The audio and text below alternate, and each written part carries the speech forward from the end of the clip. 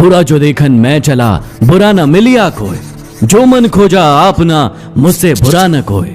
आपकी असफलता के लिए जिम्मेदार कौन है?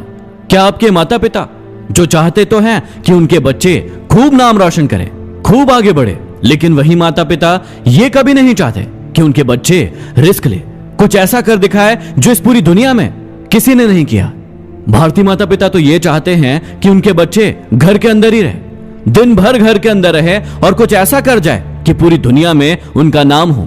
या फिर हमारा एजुकेशन सिस्टम, जो लॉर्ड मैकॉले ने 1835 में सिर्फ इसलिए बनवाया था ताकि वो हमें मानसिक रूप से गुलाम बना सके, उसकी हर बात को वो हमसे फॉलो करवा सके और उसमें हम अपना कोई भी दिमाग नहीं लगाएं। और आज हो भी यही रहा है। जब भी हमें व्हाट्सएप पर कोई भी न्यूज आती है, चाहे वो फेक हो, हम अपना बिना दिमाग लगाए, बिना सोचे समझे उसे फॉरवर्ड करने में लग जाते हैं, क्योंकि हमारे एजुकेशन सिस्टम ने हमें सेल्फ अवेयरनेस जैसी कोई चीज सिखाई ही नहीं है। हमारा एजुकेशन सिस्टम तो हमें इतिहास रटना सिखाता है, न कि इतिहास रचना। और सबसे बड़ी दुख की बात तो ये है कि जिस एजुकेशन सिस्टम में हम पढ़ते हैं, हर दिन जहां जाते हैं वहीं पर हमारा राष्ट्रगान, जो कि जन गण मन अधिनायक जय है, हम उसे गाते तो हैं, लेकिन कई भारतीयों को उसका मायना ही नहीं पता। या फिर जिम्मेदार है हमारी सरकारें, जहां यदि एक युवा सरकारी नौकरी पाने के लिए निकलता है तो उस एक नौकरी को पाने के लिए उसे अपने जैसे लाखों युवाओं के साथ प्रतिस्पर्धा करना पड़ता है। चलिए मान लेते हैं कि ये सभी आपकी असफलता के लिए जिम्मेदार हैं, लेकिन कई सालों से इन्हें जिम्मेदार ठहराने के बाद भी क्या आप सफल हो पाए? नहीं, बिल्कुल नहीं, और हो भी नहीं पाएंगे। एक 15 से लेकर 30 साल तक का युवा ऐसी कौन सी गलतियां कर रहा है जिसके कारण भारत की आजादी के 72 साल बाद भी हमारा युवा सफल नहीं हो पा रहा है? जब तक आप अपनी कमियों को नहीं पहचानेंगे और उन्हें नहीं सुधारेंगे, तब तक आप जीवन में आगे नहीं बढ़ सकते। तो ऐसी कौन सी कमियां हैं जो आपको आज से ही सुधारनी है? पहली चीज जो आपके जीवन को बर्बाद कर रही है वो है टेक्नोलॉजी का गलत इस्तेमाल। आज कोई भी इंसान अपनी पत्नी, अपने बच्चों और अपने माता पिता से भी ज्यादा समय अपने फोन के साथ गुजारता है। चाहे काम हो या ना हो, वो दिन भर अपने फोन को देखता रहता है।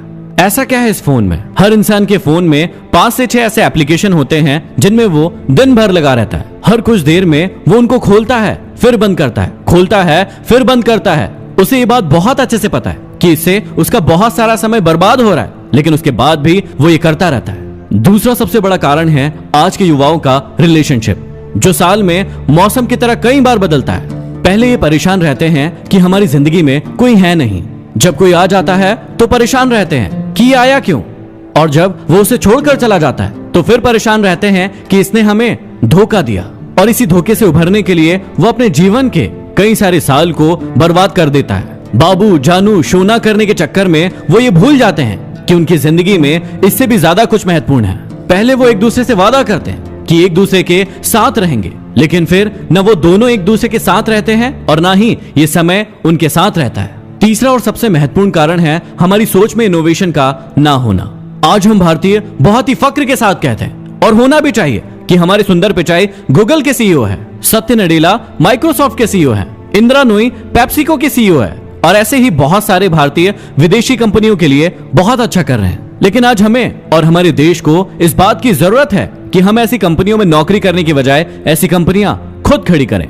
लेकिन हमारे देश में तो उल्टा ही हो रहा है। फ्लिपकार्ट और पेटीएम जैसी बड़ी कंपनी बनाने के बाद भी हमने उनका मालिकाना हक विदेशी कंपनियों को दे दिया। यदि हम ध्यान लगाएं कि हम बड़ा नौकर बनने से अच्छा है छोटा मालिक भी बन जाए, तो हम अपने लिए और अपने देश के लिए बहुत कुछ अच्छा कर पाएंगे। खुद की गलतियों को जानने के बाद भी तब तक काम नहीं बनेगा जब तक हम उन गलतियों को सुधार ना लें।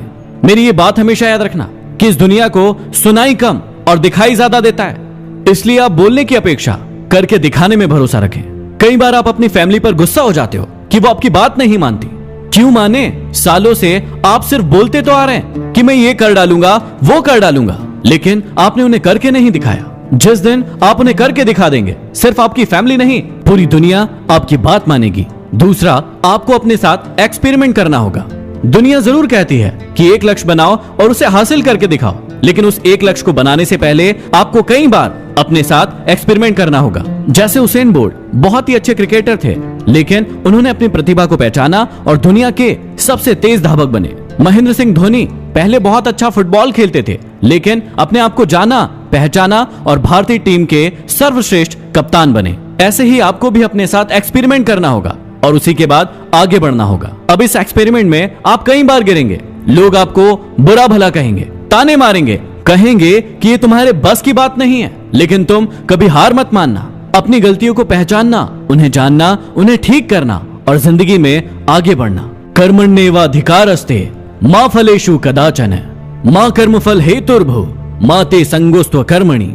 गीता जी में भी हमें यही समझाया कि हमारे हाथ में सिर्फ कर्म करना है, फल का अधिकार हमारे हाथ में नहीं है, वो हमें ईश्वर देंगे। अच्छे कर्मों का अच्छा फल और बुरे कर्मों का बुरा फल, जिसके लिए आप हमेशा तैयार रहिए। आशा करता हूं कि मेरी बातें आपको समझ में आई होगी।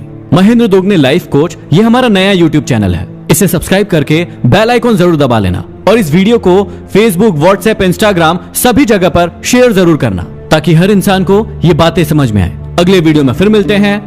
धन्यवाद।